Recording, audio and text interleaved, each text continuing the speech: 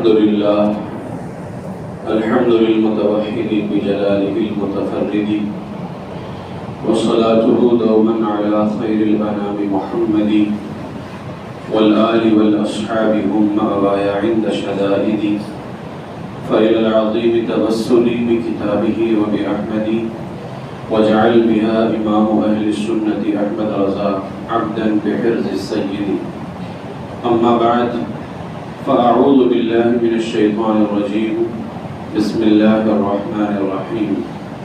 حاميم والكتاب المبين إنا أنزلناه في ليلة مباركة إنا كنا منذرين فيها يفرق كل أمر حكيم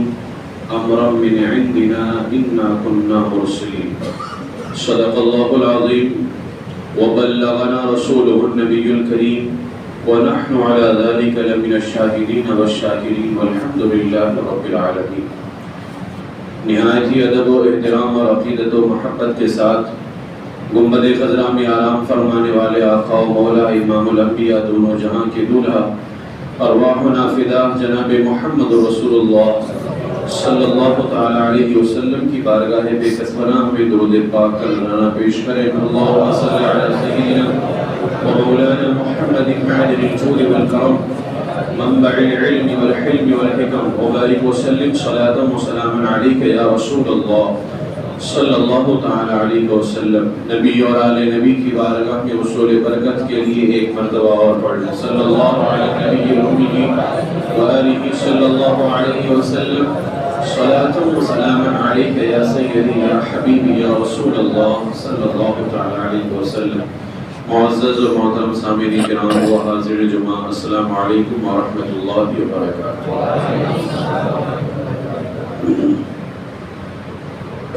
قرآن مقدس کی جس آیت کریمہ کی تلاوت کرنے کا شرف حاصل کیا ہے، سورۃ الدخان کی ابتدائی آیتیں اللہ تعالیٰ ارشاد فرماتا ہے حامیم والکتاب المبین.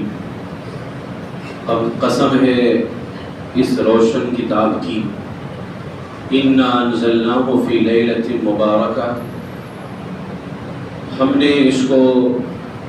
برکت والی رات میں نازل کیا. انا کنا منذرین،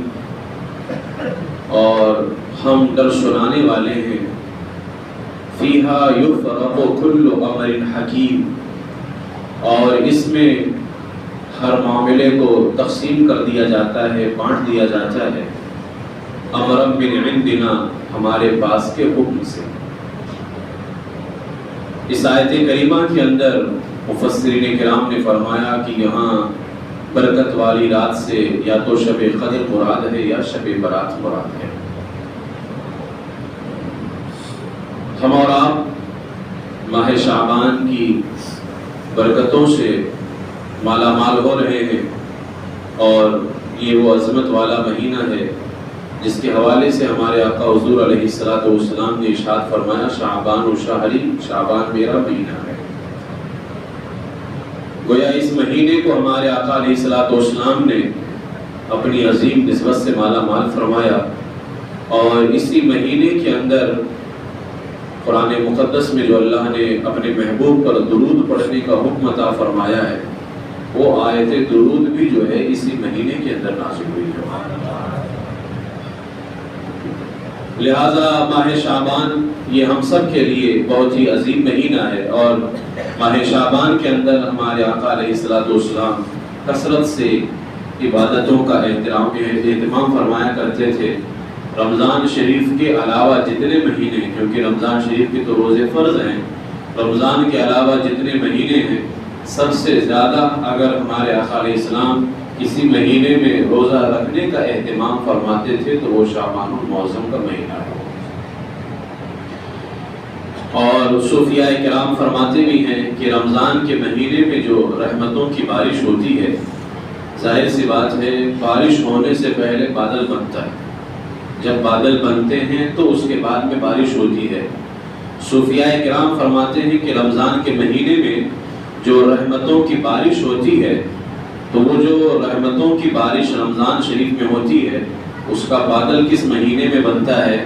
صوفیاء نے فرمایا کہ رمضان میں رحمتوں کی بارش کے بادل شعبان المعظم میں بنائے جاتے ہیں۔ لہٰذا نیکیاں کر لو، اللہ کو راضی کرو، زیادہ سے زیادہ اعمال صالحہ کرو تاکہ بادل بن جائے اور پھر رمضان میں تم پر رحمتوں کی بارش ہو جائے۔ حضرات صوفیاء کرام نے اس مہینے کے حوالے سے اور اس مہینے کی عظمت اور خاص طور سے اس مہینے کے اندر وہ عظیم رات جس کو نصف شعبان المعظم کہتے ہیں، یعنی 15ویں شب، جو عام طور پہ ہمارے ہاں شب برات کے نام سے زیادہ موسوم ہے اور پہچانا جاتا ہے، ماہ شعبان کے اندر یہ وہ عظیم رات ہے۔ 14 تاریخ یعنی 14 شعبان کا دن گزار کر کے جو رات آتی ہے، یہ وہ مقدس رات ہے، اور اس رات کی جو برکتیں ہیں اور اس کے جو فوائد و برکات ہیں یہ بالکل ہماری تصورات سے بھی بالاتر ہیں۔ اللہ تعالیٰ نے اپنے محبوب ہمارے آقا علیہ السلام کی امت کو کچھ ایسی راتیں عطا فرماتا ہے جن راتوں کے اندر بندہ عبادت کر کے ہزاروں سال کے ثواب حاصل کر سکتا ہے، ہزاروں سال کے ثواب حاصل کر سکتا ہے۔ میں آج انشاءاللہ تعالی شب برات کے حوالے سے ہی کہ ہم شب برات کو کیسے گزاریں، بہت سارے حضرات جو پڑھے لکھے ہیں جانتے ہیں، ان کی تو بات نہیں ہے، ٹھیک ہے، وہ جس طرح سے بھی گزارنا چاہیں، انفرادی طور پر بھی آپ عبادت کر سکتے ہیں اور اجتماعی طور پر بھی آپ عبادت کر کے شب برات کو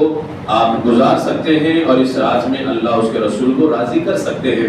میں کچھ باتیں صرف آپ کے سامنے پیش کروں گا کیونکہ آنے والی جو تاریخ ہے شب برات کی، یہ ہمارے لیے بہت ہی اہم ہے اگر ہم اس کو جانیں اور سمجھیں۔ لیکن افسوس یہ ہے کہ آج ہمارے بہت سارے نوجوان حضرات اور ہماری امت جو ہے یہ اس رات کے حوالے سے جانتی نہیں ہے، یا جانتی ہے لیکن شیطان کے فتنوں کا شکار ہے اور اس رات کو بھی وہ غفلت کے اندر گزار دیا کرتے ہیں۔ اس رات کے اندر کیا کرنا ہے اس حوالے سے اب ظاہر سی بات ہے، اتوار کا دن جو آ رہا ہے، یعنی کل چھوڑ کر کے پرسوں کا دن گزار کر کے جو رات آئے گی وہی شب برات ہے، یعنی اتوار اور پیر کے درمیان میں جو رات ہے وہی شب برات ہے۔ تو آپ تمامی حضرات کو سب سے پہلے تو یہ کرنا ہے کہ آپ اتوار کے دن کا روزہ رکھیں،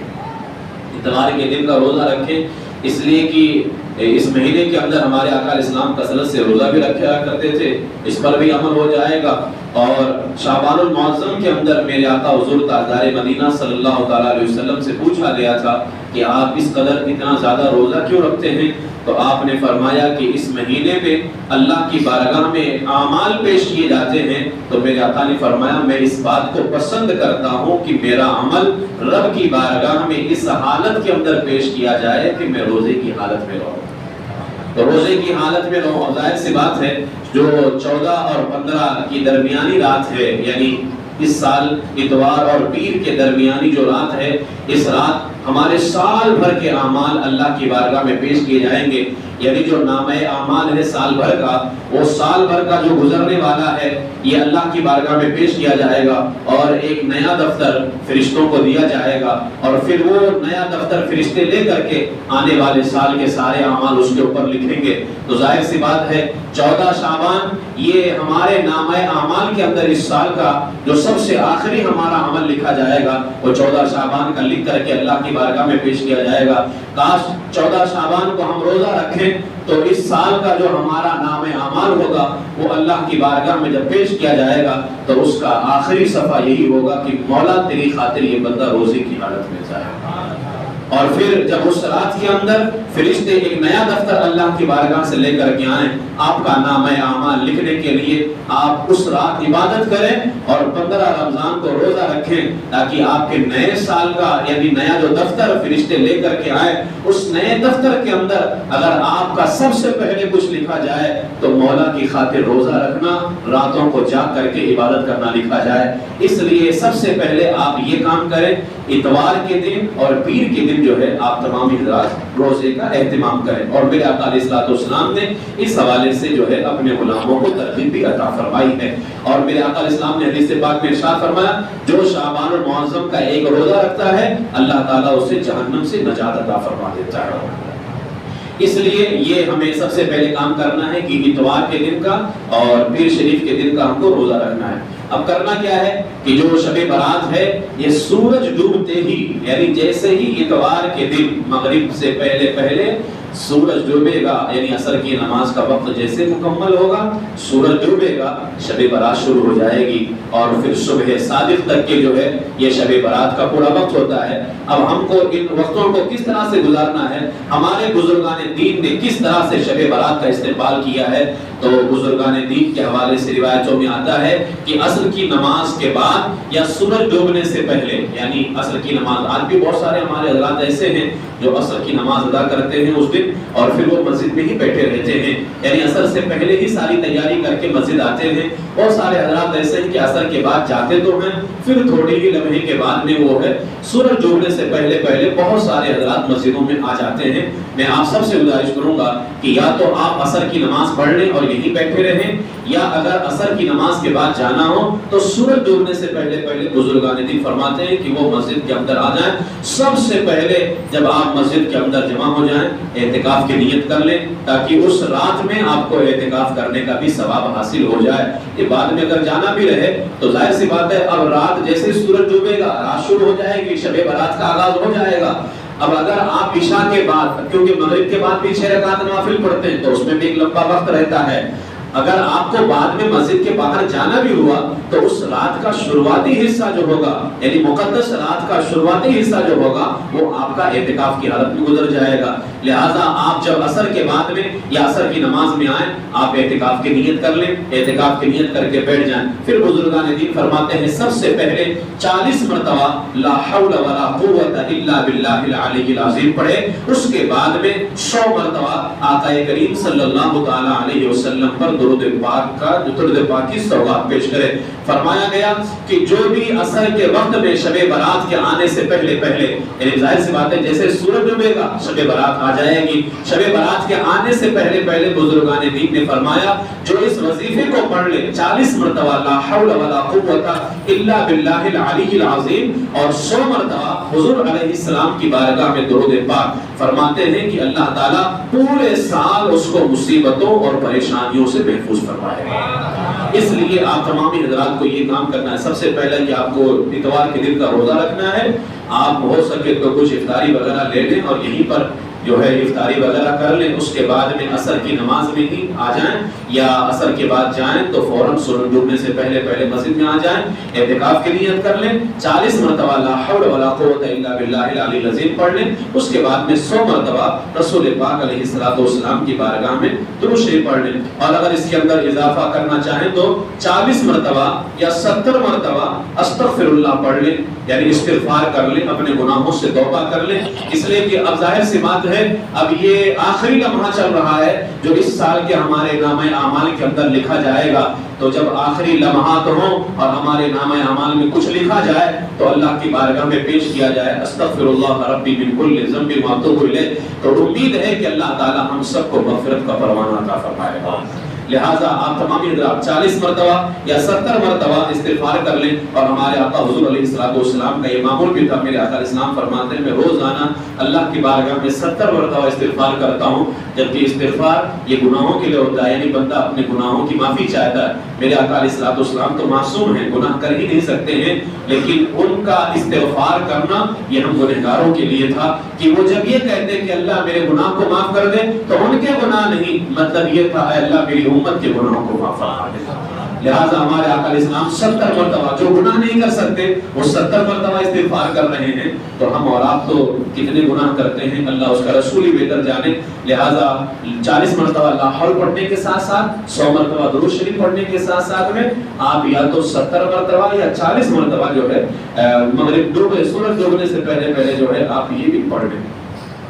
اس کے بعد جب سورج ڈوب جائے مغرب کی نماز ہوگی، اور آپ کو معلوم ہے کہ کئی مرتبہ یہ بیان کیا گیا ہے کہ جیسے ہی شب برات آتی ہے اللہ تعالیٰ کی رحمت آسمان دنیا پر تجلی فرماتی ہے، اور اللہ کی رحمت پکار پکار کر کے کہتی ہے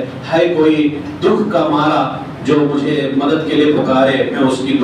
کے دکھوں کو دور کر دوں، ہے کوئی رزق طلب کرنے والا میں اسے رزق عطا کر دوں، ہے کوئی بیماری سے شفا جو ہے مانگنے والا، میں اس کی بیماری کو دور کر دوں۔ اللہ کی رحمت جو ہے اس رات کے آتے ہی آسمان دنیا پر تجلی فرماتی ہے اور رات بھر اپنے بندوں کو پکار پکار کر کے کہتی ہے رحمت الہی ہے کوئی مانگنے والا جو مانگے میں اس کو عطا کر دوں، ہے کوئی مانگنے والا جو مانگے میں اس کو عطا کر دوں۔ لہٰذا جیسے ہی یہ رات شروع ہوگی شب برات، اللہ کی رحمت جو ہے آسمان دنیا پر تجلی فرمائے گی اور ہم بندوں کو پکار پکار کر کے کہے گی آ جاؤ اپنے رب کی رحمت کے اندر۔ یا ایھا الانسان ما غرک بربک الکریم، اے انسان تو اپنے رب کے کرم سے کیوں دور ہو گیا؟ لہٰذا آ جا اس کی رحمت میں، آ جا اس کی بارگاہ کے اندر۔ آج وہ تجھ پر اپنی بے پناہ لطف و کرم فرمانے والا ہے، آج تجھ پر رحمتوں کی بارش کرنے والا ہے۔ لہٰذا جیسے ہی یہ رات آئے گی اللہ کی جانب سے جو ہے بندوں کو یہ ندائیں دینا شروع ہو جاتی ہیں، ہے کوئی مانگنے والا، یعنی حدیث پاک کے اندر الفاظ آئے رزق مانگنے والا، بیماری سے شفا حاصل کرنے والا، مصیبت میں پڑا ہوا ہے کوئی مصیبتوں کا مارا جو آئے اور میں اس کی مصیبتوں کو دور کر دوں۔ آپ تمامی حضرات مغرب کی نماز ادا کریں اور میں یہاں پر آپ کو یہ بھی بتانا چاہوں گا، ظاہر سی بات ہے ماہ شعبان کی جو رات ہے شب برات، اس کی بڑی برکتیں ہیں، لیکن کتنے حضرات ایسے ہیں جو اس رات میں بخشے نہیں جاتے، یعنی اتنی عظیم رات میں بھی جس رات میں اللہ کی رحمتیں پکار پکار کر کے کہہ رہی ہیں ہے کوئی مانگنے والا میں اس کو دے دوں، یعنی اللہ کی رحمت پکار کو، جبکہ ہمیں ضرورت ہے ہم خود مانگے، لیکن اللہ کی رحمت ہمیں خود پکار رہی ہے کہ ہے کوئی مانگنے والا۔ لیکن اتنی عظیم رات کے اندر بھی بہت سارے حضرات ایسے ہیں جو محروم کر دیے جاتے ہیں، اللہ کی رحمتیں اتر رہی ہیں، اللہ کا فضل و کرم برس رہا ہے، لیکن کتنے جو ہے محروم لوگ ہیں، وہ لوگ جو اس رات کے اندر بھی نہیں بخشے جاتے، اس رات میں بھی اللہ کی رحمت انہیں نہیں ملتی ہے، اس رات میں بھی اللہ کے فضل و کرم سے دور ہٹا دیے جاتے ہیں۔ وہ کون لوگ ہیں؟ حدیث پاک کے اندر بے شمار الفاظ آئے ہیں اور روایتوں میں بھی مشہور ہے، قبیلہ بنی کلب کی بکریوں کے برابر اللہ تعالیٰ جہنمیوں کو جہنم سے آزادی عطا فرماتا ہے، لیکن اس کے باوجود بھی وہ لوگ اس رات نہیں بخشے جاتے ہیں۔ کون؟ جو ماں باپ کے نافرمان ہیں، ماں باپ کو ستا رہے ہیں، اس کے علاوہ سود خور ہیں، یعنی سود کھانے والے ہیں۔ آج ہمارے معاشرے کے اندر سود کا کاروبار کتنا زیادہ چلتا چلا جا رہا ہے، یعنی عجیب عجیب نام دے کر کے اور وہ بزنس کا نام دے کر کے، پراپرٹی کے حساب سے، بینک لون کے حساب سے، یعنی طرح طرح کا نام لے کر کے، یاد رکھ لیجئے آپ ہزاروں نام بدل لے جائیں، اگر اس کے اندر سود کا ذرہ برابر بھی شائبہ پایا جائے گا، آپ کے نام بدل دینے سے اس کا حکم نہیں بدل جائے گا، اس کی سزا نہیں بدلے گی۔ اگر وہ سود ہے اللہ کی بارگاہ میں سخت گرفت ہوگی۔ اور اس رات کے اندر سود کھانے والا بھی، آج ہمارے معاشرے کے اندر سود کی جو برائی ہے یہ بہت زیادہ پھیلتی جا رہی ہے، سود کھانے والا اس رات کے اندر نہیں بخشا جاتا ہے۔ اس حوالے سے ابن حجر حیثمی مکی رحمۃ اللہ تعالی فرماتے ہیں میرے ساتھ ایک واقعہ پیش آیا، ہوا یوں کہ جب میں چھوٹا تھا پابندی سے اپنے والد کی قبر پر حاضری دیا کرتا تھا۔ ابن حجر حیثمی مکی فرماتے ہیں میں اپنے والد کی قبر پہ جاتا، قرآن پاک کی تلاوت کیا کرتا تھا۔ ایک مرتبہ رمضان المبارک میں نماز فجر کے بعد فوراً قبرستان گیا، غالباً وہ رمضان کا آخری عشرہ بلکہ شب قدر تھی، یعنی شب قدر کے حوالے سے کہتے ہیں ابن حجر حیثمی، اب ظاہر سی بات ہے شب برات سے بھی افضل شب قدر ہے۔ شب قدر کے اندر اگر شب برات میں اللہ کی رحمتیں اتنی برس رہی ہیں تو شب قدر میں اللہ کی رحمت تو اس سے بھی زیادہ برسے گی، اس سے بھی زیادہ اللہ کی رحمت بندوں کو پکار رہی ہوگی۔ فرماتے ہیں شب قدر ہے، اس وقت قبرستان میں میرے علاوہ کوئی نہیں تھا، میں نے اپنے والد کی قبر پر بیٹھ کر کے قریب قرآن پاک کا کچھ حصہ پڑھا تھا، ابھی پڑھ ہی رہا تھا، اچانک مجھے شدید آہ و بکا کی آواز آنے لگی، کسی کو رونے کی آواز آ رہی ہے، چیخنے چلانے کی آواز آ رہی ہے، اور رونے والا بار بار آہ آہ آہ کہہ رہا تھا اور اتنا درد بھرے انداز میں رو رہا تھا۔ ابن حجر حیثمی مکی فرماتے ہیں مجھ سے رہا نہیں گیا، میں اس طرف اپنا دھیان لگایا جس طرف سے آواز آ رہی تھی، میں میرا چھوڑ کر کے اس کی آواز سننے لگ گیا، میں نے قبر کے اندر سے عذاب کی بھی آواز سنی۔ فرماتے ہیں عذاب میں مبتلا شخص اس قدر آہوزاری کر رہا تھا، اتنے درد بھرے انداز میں رو رہا تھا کہ سن کر کے میرا دل بے قرار ہو رہا تھا، گھبراہٹ سے پیدا ہو رہی تھی۔ میں کچھ دیر تک وہ آواز سنتا رہا، پھر جب دن خوب روشن ہو گیا، یعنی شب قدر جو ہے جب یہ رات ختم ہوئی اور دن تھوڑا روشن ہوا، کہتے ہیں وہ آواز سنائی دینا بند ہو گئی۔ پھر جب ایک شخص میرے قریب سے گزرا، میں نے اس سے پوچھا بتاؤ یہ قبر کس کی ہے؟ آج شب قدر ہے، آج کی رات تو اللہ کی رحمتیں اس قدر بندوں پر ہوتی ہیں کہ اللہ تعالیٰ زندوں کو بھی مغفرت کا پروانہ دیتا ہے اور مردوں کو بھی، جہنمی کئی کروڑ جہنمیوں کو اللہ جہنم سے آزادی عطا کرتا ہے۔ آخر بتاؤ اس مبارک رات میں بھی یہ کون قبر والا ہے جو اللہ کے عذاب میں گرفتار تھا؟ یہ کس کی قبر ہے؟ تو اس نے بتایا یہ فلاں شخص کی قبر ہے۔ کہتے ہیں ابن حجر ہے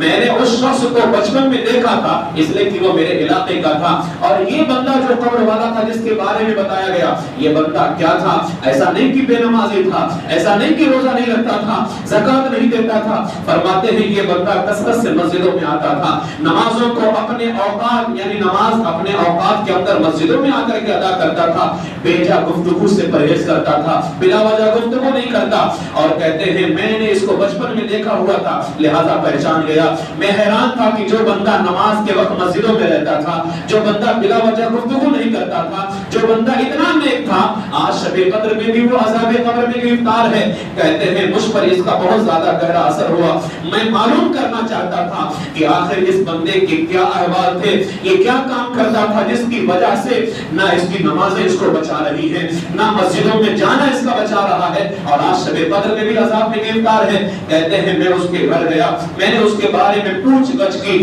تو گھر والوں نے بتایا یہ سود کھایا کرتا تھا اور ایک تاجر تھا، جب یہ بوڑھا ہوا اس کے پاس مال کم رہ گیا، یعنی وہ تاجر بندہ تھا، جب وہ بوڑھا ہو گیا اب بڑھاپے میں کام نہیں کر سکتا تھا، مال کم رہ گیا تھا، تو جوانی کے اندر وہ غلط کام نہیں کر رہا تھا، جوانی میں سود نہیں کھا رہا تھا، جب بڑھاپا آ گیا مال کم ہو گیا، سوچا اب کام تو کر نہیں سکتا ہوں اور یہ مال چند دنوں میں ختم ہو جائے گا، اس نے سود کا کاروبار شروع کر دیا کہ بڑھاپے میں ہے کام بھی نہیں کر سکتے ہیں، سود کا کام کریں گے تو مال بڑھتا رہے گا۔ فرماتے ہیں پھر یاد یہی ہوا کہ سود اس کے دل میں اتنی زیادہ بیٹھ گئی کہ وہ جس کو بھی رقم دیتا تھا بدلے میں سود لیا کرتا تھا۔ یہ سود کی وجہ ہے کہ رمضان میں بھی اس کی بخشش نہ ہوئی اور رمضان میں بھی عذاب قبر، رمضان کے اول کی شب قدر میں بھی وہ عذاب قبر سے گرفتار ہے اور دردناک عذاب کے اندر مبتلا کیا گیا ہے۔ آپ اندازہ لگا سکتے ہیں سود کھانے والا شب قدر میں بھی بخشا نہیں گیا، لہذا اس رات کے اندر سود کھانے والے کی بخشش نہیں ہوتی ہے، سود کھانے والے کو اللہ معاف نہیں کرتا ہے، ایک ماں باپ کے نافرمان کو اللہ معاف نہیں کرتا ہے، اپنے دل میں کینہ رکھنے والا اور حسد رکھنے والا بت پرست کو اللہ معاف نہیں کرتا ہے۔ اسی طریقے سے شرابی، شراب پینے والا، کتنے حضرات نشہ کرتے ہیں، لہذا ان سب کے لیے لمحہ فکریہ ہے کہ آپ نشہ کو چھوڑ دیجئے، اس رات کے آنے سے پہلے یہ سارے گناہ چھوڑ دیجئے، اس لیے کہ اس رات کے اندر وہ لوگ جو ہے بالکل اللہ کی رحمت سے دور کر دیے جاتے ہیں اور اللہ کی رحمت حاصل نہیں کر سکتے ہیں۔ تو اس رات کے آنے سے پہلے ماں باپ کو راضی کریں اور جن گناہوں کے اندر مبتلا ہیں، سود کھائے رہے ہیں، اور ایسا بھی نہیں کہ صرف توبہ کر لیں اس رات کے آنے سے پہلے توبہ کرنے کا یہ مطلب نہیں ہوتا ہے کہ آپ جمع ہو جائیے اور رو دھو لیجئے، استغفار کر لیجئے آپ کا توبہ ہو گیا، نہیں، جس کا حق کھایا ہے اس کا حق اس کو واپس کرو، اگر اس کا حق واپس نہیں کرو گے اللہ کی بارگاہ میں تمہاری توبہ قبول نہیں ہوگی، اس لیے کہ ایک ہے اللہ کا حق اور ایک ہے بندوں کا حق۔ اللہ تعالیٰ اپنا حق تو استغفار کی وجہ سے معاف کر دیتا ہے، لیکن اللہ تعالیٰ بندے کا حق اس وقت تک معاف نہیں کرتا ہے جب تک اللہ کا بندہ خود اس کو معاف نہ کر دے۔ لہٰذا اگر کسی کا حق کھایا ہے، حق کھانے والے کو بھی اس رات کے اندر مغفرت کا پروانہ نہیں ملتا ہے۔ آپ اندازہ تو لگاؤ، حق کھا کر کے بیٹھے ہیں، اتنی عظیم رات آ رہی ہے لیکن اس کے باوجود اللہ کی رحمت سے ہم دور کر دیے جائیں، کیوں؟ تھوڑے کے چکر میں اللہ کی اتنی بڑی ہمیں دولت اور اس کی جانب سے انعام ملنے والا ہے۔ لہٰذا میرے عزیزو، اگر کسی کا حق کھایا ہے اس کا حق اس کو واپس کیجئے، اس کو جا کر کے راضی کرو اور اس سے معافی مانگو۔ اگر اس نے معاف کر دیا تو یاد رکھنا اس رات میں تو اللہ تمہیں مغفرت کا پروانہ عطا کرے گا ہی کرے گا، جس وقت اللہ کا وہ بندہ معاف کرے گا اسی وقت اللہ تمہیں معاف فرما دے گا۔ یہ تو لہٰذا اس رات کے آنے سے پہلے ہمیں یہ کام کرنے ہیں۔ اب مغرب کی نماز جب ہو جائے، مغرب کی نماز کے بعد میں 6 رکعت جو نوافل ادا کیے جاتے ہیں وہ 6 رکعت انشاءاللہ تعالی ہم اس کا طریقہ پھر بتائیں گے اس رات کے اندر، اور اس وقت دعا بھی ہوتی ہے۔ عشاء کی نماز ادا کریں، عشاء کی نماز کے بعد میں مختصر ہمارا اس دن پروگرام ہوگا، اس لیے کہ پروگرام کے بعد ذکر و دعا کی محفل بھی ہے، 20-25 منٹ میرا بیان ہوگا، اس کے بعد میں جو ہے ذکر و دعا کی فوراً محفل ہوگی. پچھلے سال الحمدللہ ہم نے ایک اچھا اہتمام کیا تھا اور کافی حضرات جو ہے ہمارے ساتھ میں یہاں سے اجتماعی شکل میں قافلہ بنا کر کے جو ہے قبرستان تشریف لے کر کے گئے تھے. تو انشاءاللہ تعالیٰ اس رات بھی یعنی شب برات کے اندر بھی فوراً پروگرام کے بعد میں انشاءاللہ تعالیٰ ہمارا یہ قافلہ نکلے گا. ہمارے جتنے بھی حضرات ہیں کیونکہ میرے آقا اسلام نے فرمایا کہ اس رات روحیں تمہارے گھروں میں آتی ہیں اور کہتی ہیں مجھے کچھ دے دو, مجھے کچھ ثواب پہنچا دو, مجھے کچھ پڑھ کر کے دے دو. لہٰذا آپ اپنے مرحومین کو ایصال ثواب کریں. انشاءاللہ تعالیٰ ہمارے یہاں پر 2 اولیاء کرام آرام فرما ہیں. اب ہم ظاہر سی بات ہے سب ہمارے ہیں, ہم ہر ایک کے جو ہے رشتہ داروں کی قبر پر الگ الگ تو نہیں جا سکتے ہیں. لہٰذا ہم یہ کریں گے کہ اجتماعی شکل میں جو ہے ہم وہ 2 اولیاء کرام کی بارگاہ میں جائیں گے, ان کے وسیلے سے اللہ کی بارگاہ میں دعا کریں گے. جتنے بھی ہمارے حضرات ہیں وہاں جانے کے بعد میں ہم انشاءاللہ سورہ یاسین شریف کی تلاوت بھی کریں گے اور آپ تمام حضرات کو یہ بتائیں گے کہ کس طرح سے ہمیں مزار شریف پہ حاضر ہو کر کے کیا پڑھنا چاہیے. مختصر میں آپ لوگوں کو پڑھا جائے گا, اس کے بعد میں سلام پیش کر کے پھر ہمارے تمام سنی سے العقیدہ مرحومین کے لیے انشاءاللہ تعالیٰ دعا کی جائے گی, مغفرت کی دعا کی جائے گی. لہٰذا آپ تمام حضرات جو ہے اس رات میں مغرب سے عشاء سے پہلے یا عصر سے پہلے آپ جو بھی تھوڑا بہت عشاء سے پہلے آپ جو بھی تھوڑا بہت لینا چاہیں آپ خوراک لے سکتے ہیں, تاکہ عشاء کے بعد میں آپ جو ہے پروگرام میں بیٹھیں, ذکر و دعا کی محفل میں شرکت کریں. اس کے بعد انشاءاللہ تعالیٰ قبرستان تشریف لیں. ہمارے آقا علیہ الصلوۃ والسلام کا معمول تھا شب برات میں سب سے پہلے جنت البقیع شریف میں جایا کرتے تھے. جنت البقیع شریف میں جاتے, پھر اس کے بعد میں آ کر کے عبادتوں میں آپ جو ہے مصروف ہو جایا کرتے تھے. لہٰذا ہم بھی انشاءاللہ تعالیٰ پروگرام کر کے ذکر و دعا کر کے ہم اپنے مرحومین کی قبروں پر جائیں گے, ان کے لیے مغفرت کی دعا کریں گے. اس کے بعد میں آ کر کے ہم کو جو ہے دیگر اوراد و وظائف کرنے ہیں. پھر وہاں سے جب آئیں اب آپ اپنے اوقات کو اس طرح سے تقسیم کر دیجئے جو ہمارے نوجوان کرتے ہیں پٹاخہ اور بلا وجہ کے روڈوں پر جانا. خدا کے واسطے یہ سب نہ کیجیے. حالات جو آج مسلمانوں کے ہیں, اب میں کیا بتاؤں, ہلدوانی کے حالات کیا ہیں دیکھ لیجیے. ملک غزہ بنا ہوا ہے, کیا یہاں کے حالات نہیں ہو سکتے؟ نہیں ہو سکتے نا یہاں کے بھی حالات, لیکن بچے ہوئے ہیں اللہ کے فضل و کرم سے, اللہ کے فضل و کرم سے بچے ہوئے.